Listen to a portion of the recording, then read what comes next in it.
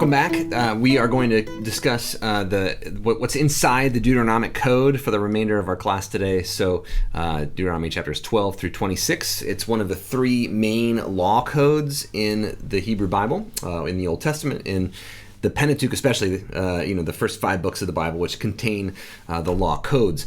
So the first of those would be the Covenant Code, Exodus chapters 20 through 23, which is assumed to be the earliest of all of these. The Holiness Code, which we would also call H. Remember, this is like the last half of the book of Leviticus, where holiness itself shifts to be the burden or responsibility of the entire community, not just the priests. And there are a bunch of things we have to do in response to that. And then also the Deuteronomic Code, Deuteronomy chapters 12 through 26, which intersects with these other law codes, but also we can see differences between them. So my job for today is to both explain the Deuteronomic Code, but also to show how there are some changes or shifts that occur between these 3 different law codes.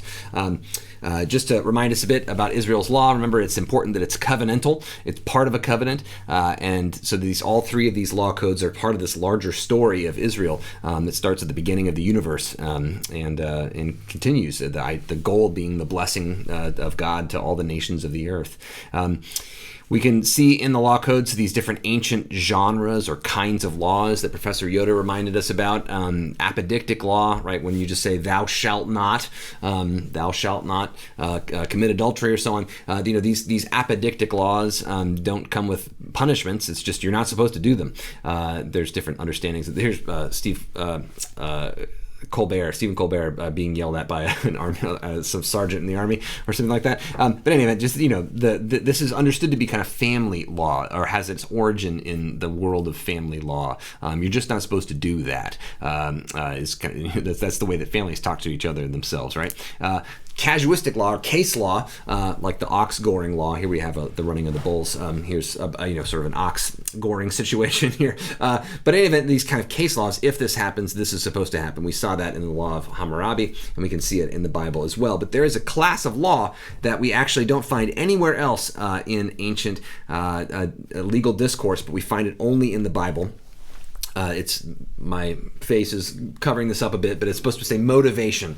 That's a shot from the movie Office Space, where this guy doesn't have any motivation, and he says, it's not that I'm lazy, I just don't care. So all to say, though, that motivation, getting people to be motivated, getting people to care, is actually a central concern of biblical law. I don't know if you noticed this in the law codes in Exodus and in Deuteronomy when you read them, but they say stuff like, you should love the alien because you once were an alien, or you know the heart of a wandering person because you once were one. So now you must give rest to the wandering person who needs it, right? So you see these kind of like, here's why you should follow this law. Now just think about that. That doesn't occur in ancient law codes, and it sure doesn't occur in modern ones either. The laws about speed limits don't say, here's why you should follow the speed limit. Because if you don't follow the speed limit, then kids will get hurt and will get in car accidents all the time, etc. It's for public safety. It doesn't say that. It just says if you break the law and you drive over the speed limit, here's what the punishment is. The Bible shows us that these law codes are not primarily about making sure that people do everything right or something. They're about helping us to grow and change and learn and be motivated to love God and to love our neighbor. So all to say that this, here's why you should do these things, because then you can help them, right? We can even see this in that ox goring law. We can see this kind of principle, this motivation come out. Remember I said ancient law codes don't really tell you the principles? In the Bible, they end up spelling some of them out. It seems that they kind of notice that this is hard to do. The ox goring law in Exodus just says if someone has an ox and it gores someone, here's what you're supposed to do about it, and so on. There's another law that says if you see an ox that's wandering away, you should take it back. Well, the idea is you should be nice to your neighbor, right? You should kind of help your neighbor by returning property that's important to them, that their life depends upon, and return it to them. And, probably the idea is, too, that you're going to help the whole community by helping someone not lose their most important asset to their farm work, right? Their agricultural work. But notice this. So in Deuteronomy 22, this takes that law that's found first in Exodus 23, verse 4. Let me just go back there and read that for you. So Exodus chapter 23, verse 4. This is the wandering ox law. When you come upon your enemy's ox or donkey going astray, you shall bring it back. And when you see the donkey of one who hates you lying under its burden, you shall set it free, and so on. So really interesting, right? Okay, so here's, you should help your enemy's ox. Okay, that's actually really great advice, right? That helps our whole community. If everyone helps each other out, even if you're mad at someone, you realize they're part of the community and they need to eat too, and so on, right? But look at what Deuteronomy chapter 22 does with this. It takes that law and it rewrites it to give you some more motivation and context. You shall not watch your neighbor's ox or sheep straying away and ignore them. You shall take them back to their owner. Okay? If the owner does not reside near you, or you don't know who the owner is, you shall bring it to your own house, and it shall remain with you until your owner claims it. Then you shall return it. You shall do the same with the neighbor's donkey. So notice someone might say, well, I don't hate that person. Do I have to return it? Yes, it's anyone. You shall not watch your neighbors, anyone, right? And then you shall not do the same with the neighbor's donkey. If it's, well, it wasn't an ox that went away or a sheep. It was a donkey, so I didn't know. It applies to the donkey, right? And then you should do the same with the neighbor's garment, right? Their clothes. Or you should do the same with anything else that the neighbor loses and you find. And then they spell it out as much as they possibly can. You may not withhold your help.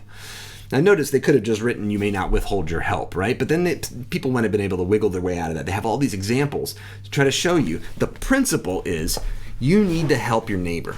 You need to care about the people who live near you. This is a fascinating way that ancient law works in Deuteronomy, but notice that Deuteronomy is rewriting Exodus. Now I know Moses said Deuteronomy, right? Well, as Professor Yoder pointed out, Deuteronomy seems to be a multi-layered document that occurred over, it's written and compiled over a long period of time. I have no doubt Moses said some of these things, but at the same time, the way that ancient authors work is by carefully building these texts over many centuries. So they rebuild these texts too. They're rewriting and reinterpreting these laws for their own day, and they're writing them out for you. So the whole book of Deuteronomy does this. It takes Exodus and it rewrites it to expand it, to deepen it, in the same way that the daughters of Zelophehad demand a deepening and an expansion of the law. Now, Deuteronomy doesn't solve all the problems. It's got problems baked into it, and we'll get to those in a minute. But the whole purpose of ancient Israelite law seems to be an invitation for us to meditate upon the principles here, don't withhold your help from others being one of them here, and how to reapply them in our own day, to continue to do this work. It's a task that's been given to us, in other words. That, I think, is how Israel's law works. One of the clear things that pops up in ancient Israel's law and that sets it apart from other ancient law codes is a concern for the vulnerable. Now remember Hammurabi's code, the preface, the epilogue, and the prologue mentioned Hammurabi's care for people, that he was supposed to care for the orphans. But remember, the body of the laws themselves don't even mention people who are vulnerable, orphans, widows, the poor, and so on. We notice this in Exodus. We can see this kind of principle beginning in a way. If you turn with me to Exodus chapter 22. So Exodus 22, verse 21. You shall not wrong or oppress a resident alien, for you were aliens in the land of Egypt. You shall not abuse any widow or orphan. If you do abuse them, when they cry out to me, I will surely heed their cry. My wrath will burn, and I will kill you with the sword. And your wives shall become widows, and your children orphans. This is an intense statement, but I think the point of this is that in the ancient world, people who are part of a larger family unit, remember that kind of symbolic family of the house of the father, you had someone in your family who was supposed to kind of stand up for you. If you were a vulnerable, a weaker person, a person who didn't have the same kind of stature or power in a community, you had someone who was your redeemer, goel. That's the Hebrew word for it. Somebody who would stand up for you and avenge you if someone tried to get you, right? Who would defend you in some ways. So if you were an orphan or a widow, you didn't have one of these people to stand up for you. So God is that individual. God will. So when God says, my wrath will burn, I will kill you with the sword, this is the kind of stuff that an avenger would say, a defender.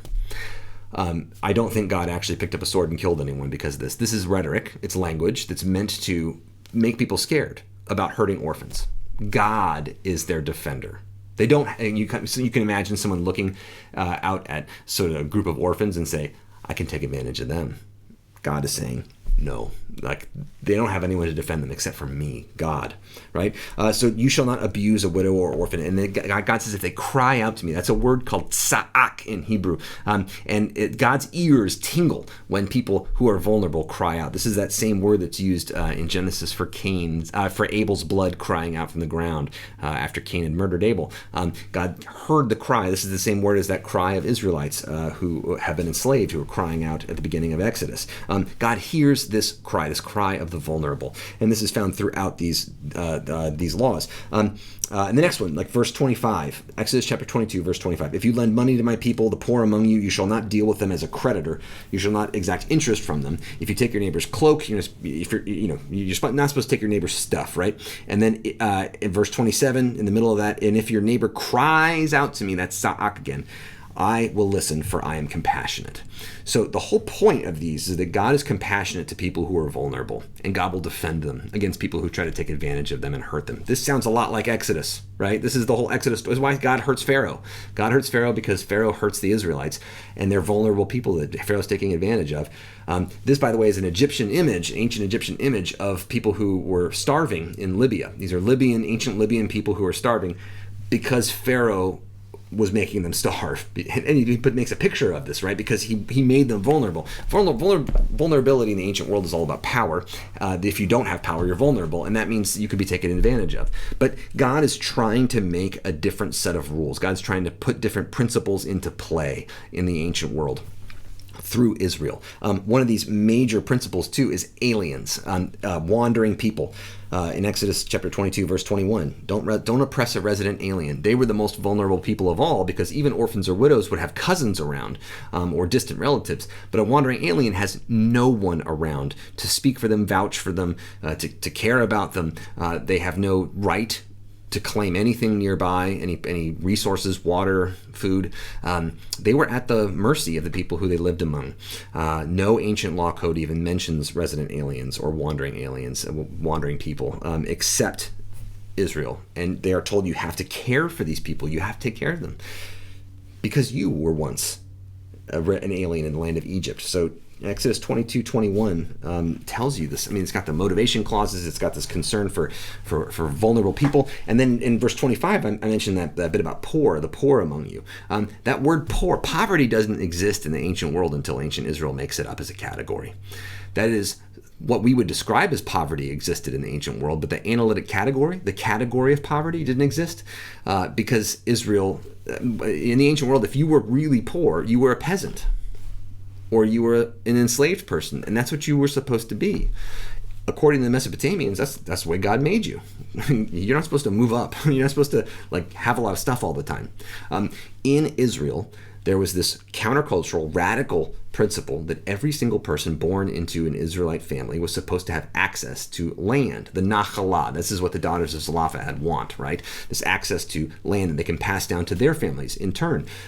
Every single person in the laws of the Jubilee, every generation of people is supposed to have access to this land. Their family gives it away, they get it back.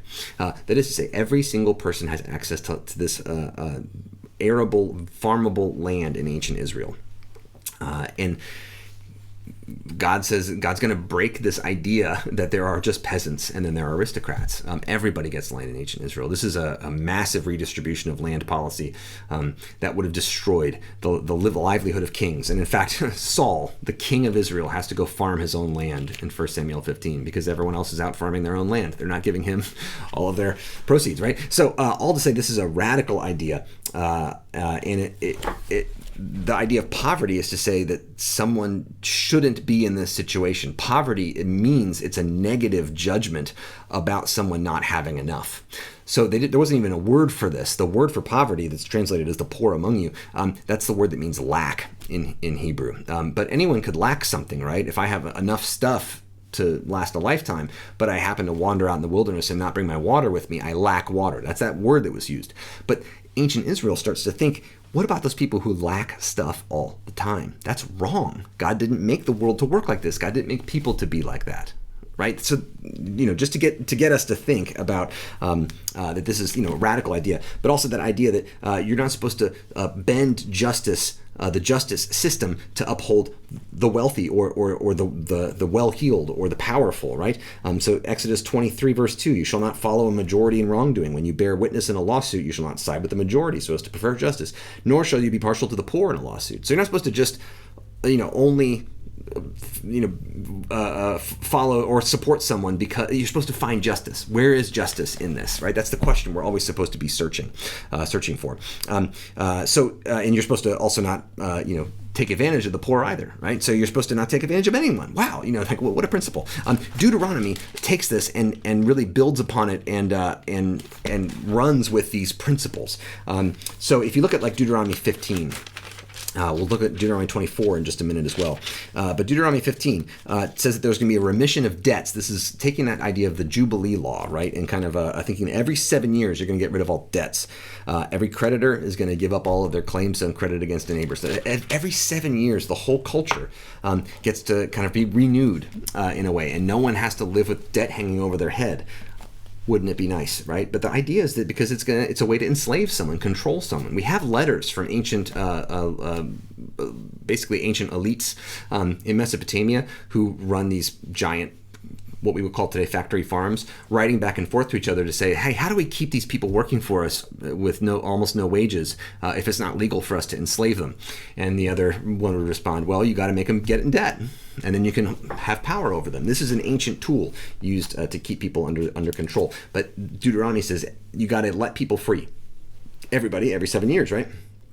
And then verse 7, if there is anyone among you in need, a member of your community in any of your towns, don't be hard-hearted. Give to your neighbor, right? Because in verse 9 says, if you withhold from your neighbor thinking, if I give you something, then I have to I can't ask it for it back because every 7 years we have to give. We have to just let go of all debts. Your neighbor will cry, that's that word sa'ak, cry to the Lord against you, and you'll incur guilt. God is not going to like it if you start to withhold from your neighbors. So like in verse 14, that same chapter, provide liberally out of your flock to anyone who is enslaved, who is going free. Give a whole lot of stuff to them. And in other words, pay them back wages, right? And then verse 15, remember that you were a slave in the land of Egypt. So treat people the way that you would have wanted to been treated, right? Which is to say, pay them for their work. I mean, this is a radical thing to say. You're supposed to actually kind of like pay them back wages when you set people free. The presumption here for me is that maybe you shouldn't have slaves at all, right? But Deuteronomy is part of a trajectory that ancient Israel went along. It took a long time to get to that point where they could actually say, no, actually, the idea of slavery is not tolerable, is not just. But you can see this progression, this like shifting over time of some of these cultural concepts. So in any event, all to say that this is the core, the cry of the poor, of the orphan, of the widow, of the resident alien, and so on. You can see this ethic that emerges out of all this is we need to take care of everyone. There's no one who's outside of this. Leviticus 19 says, love your neighbor as yourself. Jesus quoted that, of course, in the New Testament. He didn't make it up. It's from Leviticus 19. Also in Leviticus 19, verse 34 is, you shall love the resident alien. You shall love the alien as yourself, the wanderer, the foreigner. You shall love the foreigner as yourself and the neighbor, both in the same chapter. And that's everyone, right? That is to say that this is an ethic about bringing blessing to all the nations of the earth. So, as Professor Yoder pointed out in Deuteronomy, we got this particular theology which informs not only the book of Deuteronomy, but the Deuteronomistic history, right? Which we could say is Joshua, Judges, 1st, 2nd Samuel, 1st, 2nd Kings. It's all informed. It's like, when you tell a story, you have to tell it from a particular perspective. You got to choose what's in or what's out of the story based on what story you want to tell. So the story that the book of Deuteronomy tells, and this message that kind of finds its way and really structures Joshua, Judges, 1st, 2nd Samuel, 1st, 2nd Kings, right? The idea that there's one God, Yahweh, there's one place and one way of worship, Jerusalem, and the way that's dictated here in the book of Deuteronomy. One Israel, right? There's no distinctions between Israelites, whatever. There's just one Israel, and God chose us, and so on. There's one community, right? This is a big idea. There's not a community for the elite and a community for the poor. We're a one whole community. And you can see that the Deuteronomic Code actually kind of embraces these very strong theological claims, right? But also the Deuteronomic Code, the different sections of it seem to follow the Ten Commandments. So the Ten Commandments are actually kind of like a table of contents for the book of Deuteronomy. So, first commandment, right? You shall have no other God before me, right? I am the Lord your God. It kind of depends which tradition you're from, what the first commandment is. But the basic idea is you're going to worship one God alone, and you're not going to have any images of that God, right? So this idea of a single sanctuary. So Deuteronomy 12 says you're going to worship in Jerusalem and only Jerusalem. It doesn't quite say that, but it means one place, and where the place I shall choose, it's Jerusalem. So there's only one place where you're supposed to do all this worship and this sacrifice. That's Deuteronomy's basic idea. This conflicts with Exodus, which says any place you make a mud altar, I'll be there. So we have different conflicting ideas of where God is. In Deuteronomy, God's in Jerusalem. So we can also say that then following that kind of first commandment, we have worship in community, or worship and community. You can think of this.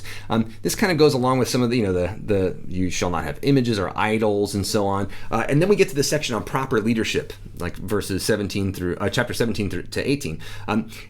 It talks about kings, it talks about judges and kind of rulers and things like this. You might think of this as like honor your father and mother, your metaphorical father and mother. That is, the people who are, in a way, have been entrusted with authority in the community and responsibility in the community. And then after that, we get the laws of the community, which are like don't steal, don't commit adultery, right? Don't covet, all those things that round out the Ten Commandments. And we can say that honor your father and mother kind of mediate between God, metaphorical parent, and the other kind of more earthly commandments in the second table of the Ten Commandments. So all to say, like, this kind of follows, this trajectory of the book of Deuteronomy kind of follows that trajectory of the Ten Commandments in a way, which is kind of neat. As Professor Yoder and Michael Coogan and Cynthia Chapman point out, Deuteronomy is associated with this idea of the finding of the scroll and the prophetess Huldah. I'll just say that just to remind you, this is a really important kind of interesting thing. If you didn't get a chance to read 2 Kings 22 and 23, it's really fascinating story about them finding this scroll that had been kind of like holed up in the temple for quite some time. But what I want to focus on just a little bit here, I'll mention kind of Deuteronomic worship, but there's a couple of big issues I want to get to. The centralization of worship. This Deuteronomy presumes Jerusalem as being kind of the center of worship. We're going to see that there are conflicting centers of worship. Of course, there's a northern kingdom that emerges that has its own sites of worship. In 1 Kings 12, we'll see the two kingdoms split. But we're going to see this conflict over worship and where are you supposed to worship and how are you supposed to worship. This is going to be crucial to ancient Israel, just like it's crucial to us. What color is the carpet in the sanctuary is an actual thing that people fight over, not because it's unimportant, but because what we do as a community and how we worship God does matter. Maybe there's more leeway than some people think there is on that issue, though. But what I want to point out too is this idea of communal welfare. How are we supposed to organize ourselves? This is one of those central claims. I already mentioned this with kind of the vulnerable part, but the idea is it's not just, the law doesn't just talk about the vulnerable, it talks about everyone, that we are supposed to focus on becoming a community that is interested in, that is devoted to this idea of a common welfare, that we are all devoted to each other's material and physical, emotional, social, and spiritual well-being. How do we do that as churches and church communities? How do we do that as a seminary? How do we do that as a state, as a nation, as a city? Those are all great questions to ask. And I don't think Deuteronomy tells us what to do exactly, but Deuteronomy gives us some of these principles that even sometimes Deuteronomy needs to be confronted with. We can also see that Deuteronomy has an interesting and important concern with leaders and with leadership. So this is an image of Deborah, by the way, the prophetess Deborah, who we'll get to in the book of Judges. But notice that Deuteronomy talks a lot about judges who are elders among the people and are chosen from among the people and don't have any particular authority other than in groups they have to decide what's just and what's right. But also notice that they don't have a whole lot to say about kings. Kings do show up in Deuteronomy, don't show up at all in Exodus, but they do show up a little bit in Deuteronomy. But notice Deuteronomy chapter 17, verse 14, you got this royal authority. There's one law about kings, one law that even mentions kings in Deuteronomy. Remember, law is supposed to come from the kings, but not in Deuteronomy, right? God gives you the law, and you have to deal with it and interpret it and address it, update it, rewrite it, pray about it, talked about it in community. But here the king is mentioned only once in Deuteronomy 17. And the king is supposed to not acquire a lot of stuff. That's one of the things that the king is supposed to do, not acquire a lot of stuff. And then the king is supposed to not acquire wives or silver and gold. So the king is not supposed to take stuff or people for the king's self. And then the king is supposed to read the Torah every single day. And that's it. That's the responsibilities of kingship entirely. The king's not supposed to run the army. The king's not supposed to be in charge of anything other than reading Torah and making sure that he doesn't take anything for himself. That is pretty amazing. I think this. I mean, it is supposed to be almost funny, a joke. Like this is what kings do, right? Kings don't act like this, but Deuteronomy is trying to say this is what a real king should do. Nothing. Read the Torah. The whole point being that this community is somewhat democratic. You're supposed to nominate these judges from the elders among you. They're supposed to follow the principle of only justice. So chapter 16, verse 20. Or 19, we can even start. So every tribe, every town is supposed to appoint their judges. That's verse 18. So 16, 18 through 20 is all good. You shall appoint judges and officials throughout your tribes and all the towns that the Lord your God is giving you. They shall render just decisions for the people. You must not distort justice. You must not show partiality. What that means is you're not supposed to decide something just because someone's important or big or they got a big name or, you're supposed to really listen to the facts of the case. And you must not accept bribes. For a bribe blinds the eyes of the wise and subverts the causes of all those who are in the right. So don't take money, right? Don't be justice and only justice you shall pursue, so that you may live and occupy the land that the Lord your God is giving you. So justice and only justice are the leaders supposed to pursue. Kings can't do that, so they're just kicked out, right? they're kicked out to the Torah room. They're supposed to just read the Torah. And then in chapter 18, we see that the priests, who are here described as the Levitical priests, the whole tribe of Levi, are supposed to share all of the stuff that comes into the temple, right? This is not the sons of Aaron. So this is saying that the sons of Aaron have been stealing all this priestly stuff for too long, and the Levites should get that stuff too. That's their inheritance too. The priests, don't forget those Levites. But we see kind of some sad stuff about the Levites as well, that they aren't given, like in verse 8, they shall have equal portions to eat. That means they weren't given equal portions to eat, the Levites. But let's turn to chapter 24 real quick. So chapter 24 is a fascinating one. I mean, there's stuff about marriage and divorce and so on, but the stuff about the kind of economic laws that are in this chapter are pretty amazing. Like verse 14, you shall not withhold the wages of poor and needy laborers, whether other Israelites or aliens who reside in your land or in one of your towns. You shall pay the wages daily before sunset, because they are poor and their livelihood depends upon them. Otherwise, they might cry out to the Lord against you, and you would incur guilt. So in other words, God is the defender of the wage laborer who has been has had their wages withheld unfairly. Verse 17: you shall not deprive a resident alien or an orphan of justice. You shall not take a widow's garment and pledge. If a widow asks you for something, give it. Don't demand pledge. Don't demand don't loan them things. Give them things. Remember that you were a slave in Egypt, and the Lord your God redeemed you from there. Therefore, I command you to do this. And then there's the gleaning laws. When you reap and harvest in your field and forget a sheaf in your field, you shall not go back to get it. It shall be left for the alien, the orphan, the widow. This is the book of Ruth, right, where she gleans in the field. This is because ancient Israel was supposed to leave good food in the field for anyone to get who needed that food. Every farmer was supposed to do this. There's also a storehouse that they're supposed to make in order to build up resources so that anyone can use this even every few years. You can see this about the tithes in chapter 14 near the end, verse 28.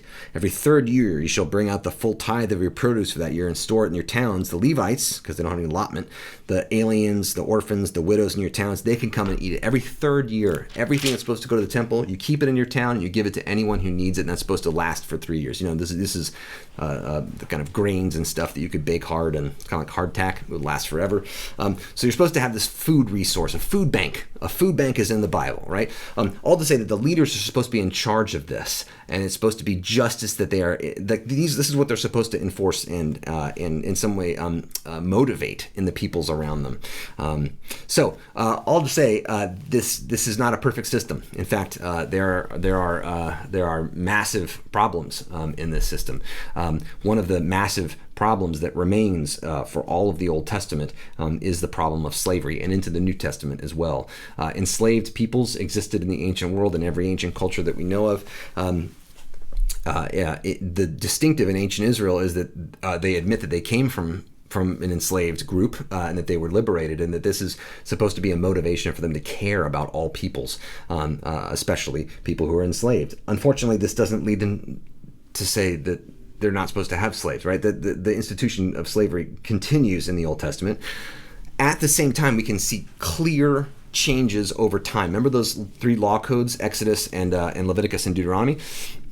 In Exodus chapter 21, verse 2, the idea is that a person can be enslaved for 7 years.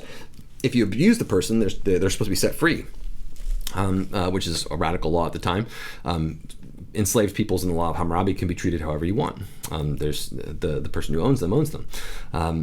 Leviticus chapter 25 says that when you set them free, you're supposed to give them a job. So like you're supposed to employ them and gainfully employ them when they're set free.